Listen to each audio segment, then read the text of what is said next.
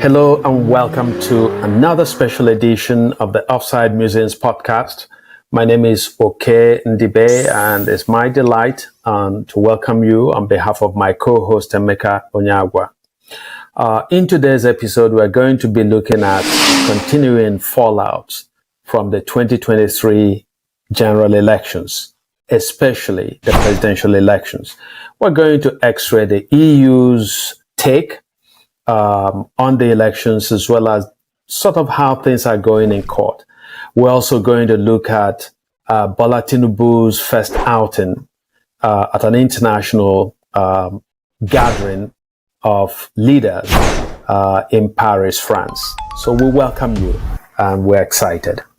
So I think the first place to start naturally, I think, will be the report that the EU just issued, where they express grave misgivings about aspects of the conduct of the 2023 elections, particularly the fact, as I said, that INEC did not conduct that election in a way that would inspire public confidence and a kind of acceptability of the outcome of that election because of the absence of polling unit release of the results in so many polling units, and of course the alleged glitches that basically occurred and ultimately undermined the uploads of the results of the presidential elections as they should have happened. We have paid attention to this development in several episodes so far.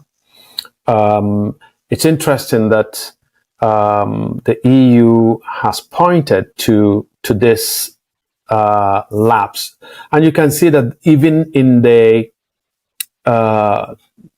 overwhelmingly negative report that they offered, that they are still struggling mightily to be, as it were, polite to Nigeria. So the EU stopped short of saying to INEC, you basically threw this election, you rigged this election. And I think that, the case is going on in court. The presidential electoral petition is in court. The two plaintiffs, the Labour Party and the PDP, the two at least major plaintiffs, have essentially closed their cases. Okay. So in the next week or so, when the case reopens, we're going to be hearing from INEC and the APC and Bola Ahmed Tinubu to see how they justify the victory that was called for Tinubu as the president-elect and ultimately Nigeria's putative president. I think that the way that the European Union has called this, it should be sobering for all Nigerians, okay? Because the European Union sent observers to the elections. Those observers pretty much were able to circulate only in certain urban areas that were well policed. Much of the rigging and much of the hanky-panky that occurred in that election occurred outside of the purview of electoral observers, especially international electoral observers. But even so, the EU was able to remark on the substantial inability, and I will not say it was inability, I think it's substantial unwillingness of INEC officials to play the rules as the Electoral Act suggests that they should play it. Not just suggests, but in fact stipulates that they should play it. It's interesting. I was looking at the response of the INEC spokesman.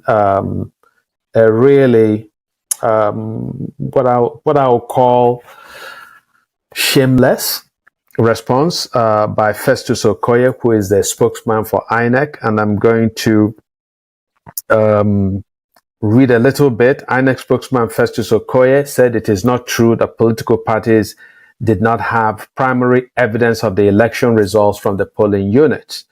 INEC National Commissioner Festus Okoye responded to the European Union Election Observation Mission's final report on the 2023 general elections. He cautioned against judging the entire performance of the Electoral Commission based on a glitch in the result upload for the presidential election. Okoye highlighted that political parties had primary evidence of the results from the polling units through their nominated and accredited polling agents. Well, you know what? In a lot of cases, that was true. And so the case that is before the tribunal now is essentially that those polling unit results that party agents obtained in so many different units did not reflect the total votes that were ultimately announced. In other words, that INEC in many cases handed the real results in polling units, but went ahead and rigged the election for the ruling party. So I think, as I said in the last podcast, that Obi's lawyers, and to some extent, Atiku's lawyers, the lawyers for the PDP presidential candidate, Atiku, have so far presented devastating evidence of massive fraud and corruption by INEC and ultimately by the APC and the president-elect, we must assume. During cross-examination by the defense attorneys representing the respondents, whether it's INEC or the APC or Tinubu, remarkably, there was very little dent made in the cases presented either by experts in cybersecurity or results that reflected the outcome of polling unit outcomes that were ultimately given to political party representatives, but did not reflect what was announced in Abuja. So that's my opening take on the EU final report and on INEC's response. I think that the EU's report is compelling. I think that it coincides with the sense of any Nigerian who monitored that election, that, there were huge gaps in performance. And of course, INEC, in their response, seemed to insist that we're going to have our heads in the sand and we're just going to play it down. I don't know what your take is. Yeah. There's that famous saying, which some people don't like. For those who don't know, I actually engage in more difficult thought and conversation. So, my background, part of my background is history and philosophy. So, but this thought is, I'm just saying this. This thought is, if you want to hide something from a black person, put it in a book. Obviously, not every black person, obviously. Yes. But there is validity to it, just like when you wonder why the vast majority of black countries have problems. It's not inherent. It's not inherent. Doesn't mean because you're black that you're going to go one way or the other. No, it's not that.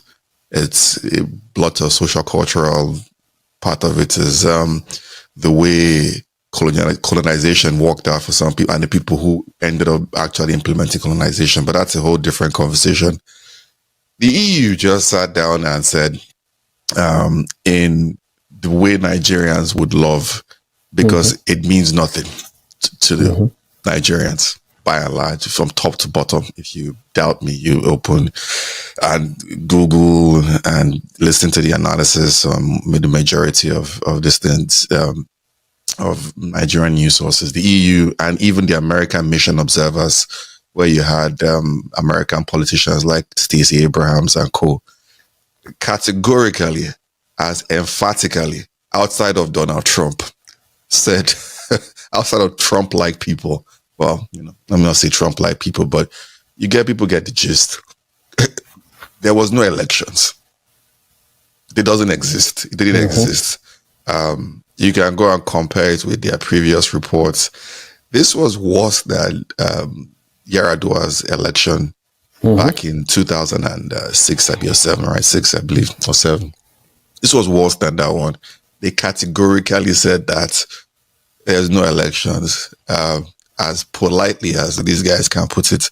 So, most people would, like I said, it's the perfect way of putting it to a Nigerian crowd on the Nigerian media and people that cover it, because it means absolutely nothing. It's business as usual. In fact, I watch a whole bunch of people who, I need to call their names, content creators or all that. They have Instagram lives, they have YouTube lives, all that. And even when you bring it up, when they bring on guests on their YouTube lives or Instagram lives, and the guests try to make sense, not do it the Nigerian. The Nigerian way is typically violence. That's what it's violence spelled with the VAW. It's a different way. Violence. So that's a different Nigerian way entirely. You can Google that or tweet that. But even when you go to these guys that you explain and they know they can't get out of the corner, they either get angry or they tell you, well, all elections in Nigeria are like that. Which, to some degree, it is right. All elections globally have some level of this thing. Controversy. But yes, it's not a lie. But the question is, to what extent people talk about the 64 elections in Nigeria being something like this? I say, based on everything I've studied and everything I've read, the Yar'Adua on this thing is just to a whole different level. The elections we did 50 years after the flawed elections of the 1960s were just like the 1960s. So, it's sort of the argument that some of our people make when you point to the absence of public investment by governments, meaningful investment in infrastructure, right?